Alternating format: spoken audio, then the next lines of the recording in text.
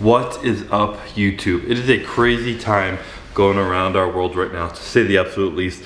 A lot of shit going on. I wanted to touch on one thing, and it's gonna be very brief. I'm not gonna get into anything deep. I'm not gonna rant. I know you guys follow me for fitness and for entertainment, and I'm not a master of anything to do with everything with this Black Lives Matter and racial equality going on, so I'm not gonna touch on that. I don't feel comfortable enough with my education on it to push it on to anybody else. But what I would like to do is to use my platform to implore you guys, push you guys to try and educate yourself as best as you can. I'm gonna leave some resources below of like some documentaries, podcasts that people have shared with me that I've been watching, because it's honestly opened up my eyes to a lot I didn't know. I was super ignorant to so much that was going on, so much of our history, so much of what's going on right now, and how our history affects what's going on right now and everything in between. I'm not gonna tell you guys to do something, force you guys to do something, but I would like to suggest you guys at least educate yourself as best as you can.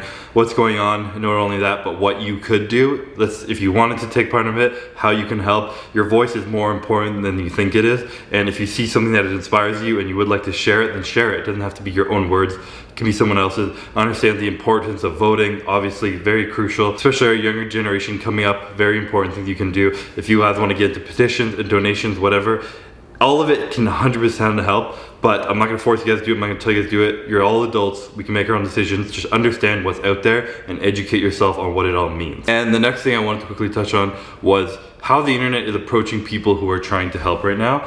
And this is just kind of in general, not even specific to the whole Black Lives Matter movement, but people on the internet right now trying to help and doing what they can of a movement that they believe in, that they believe is a good cause, and they're trying to be a part of it and help in the way they can. And people are like attacking them. Whether I've been getting attacked myself. I've lost like thousands of followers on Instagram, bunch of hateful comments, a lot of hateful DMs, people just like being so rude in my DMs, and it's all good. I'm kind of used to it, but I understand a lot of people aren't used to getting shit like that in their DMs or anything. So I want to encourage at least you guys, people who follow me, to try and like understand that people have good intention. If people have good intention, they're trying to do something good, support a good cause, try not to shame them and bash them. Try and, if you know something they don't know, then educate them, help them, try and support them. This genuinely, if anything, should be a time where we're all coming together as a community and kind of helping each other out. And I've been seeing so much negativity online, including at myself, a lot of myself. But again, like I said, I'm used to it. I just think when you shame people, the response that you get is never what you want.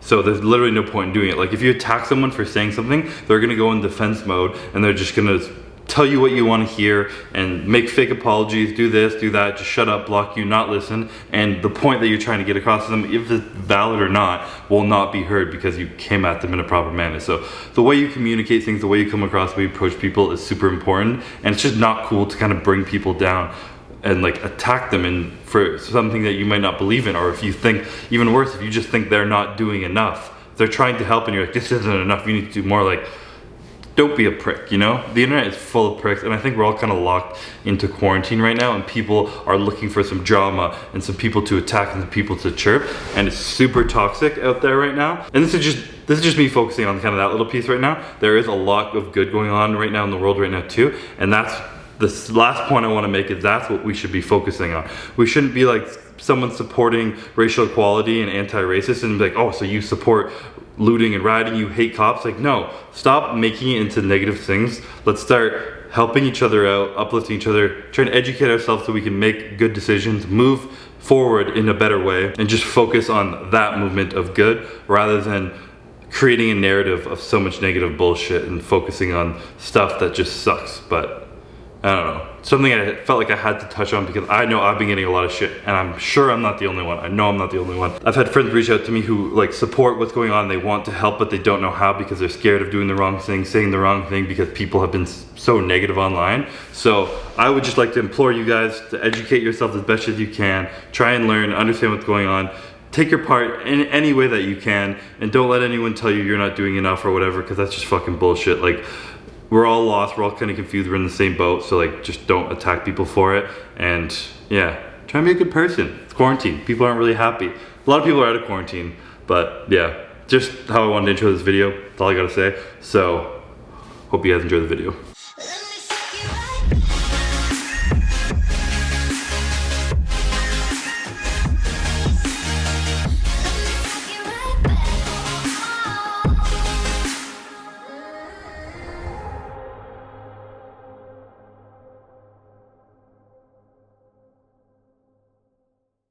Well, alright then, back to our regularly scheduled programming. Sadly, nothing in my life has changed at all. Still stuck in quarantine. A few provinces in Canada have opened, but Ontario, where I live, has not.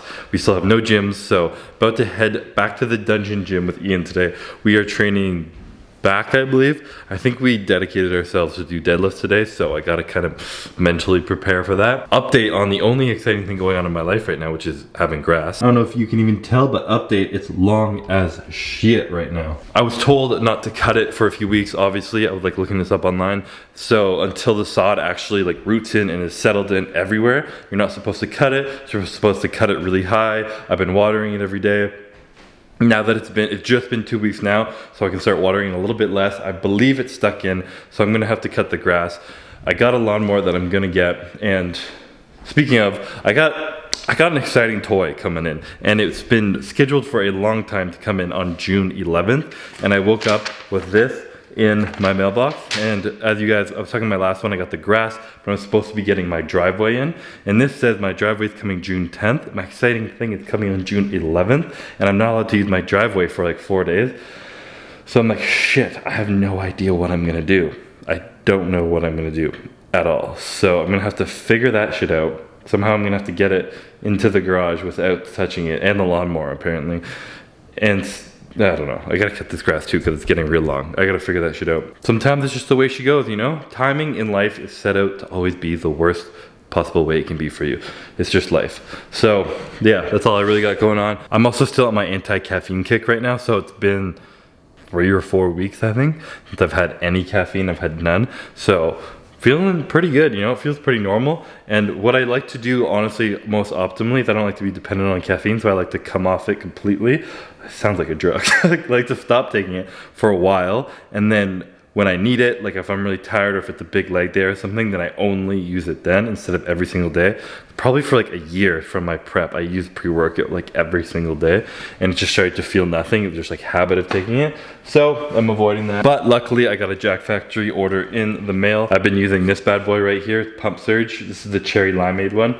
The best one's probably strawberry lemonade, but this one's also extremely tasty. Their stuff actually tastes so good. So that's my stim-free caffeine pre-workout. I'm gonna down that, sip it on my way to go see Ian, and then we're gonna hit some back because you guys know my back is a piece of shit compared to everybody else on stage at the Olympia.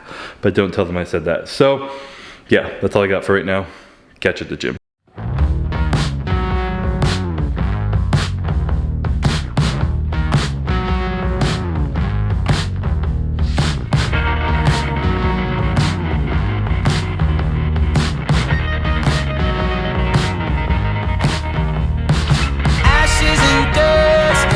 Gonna return, head to the sun, we're invincible. Hearts like stone.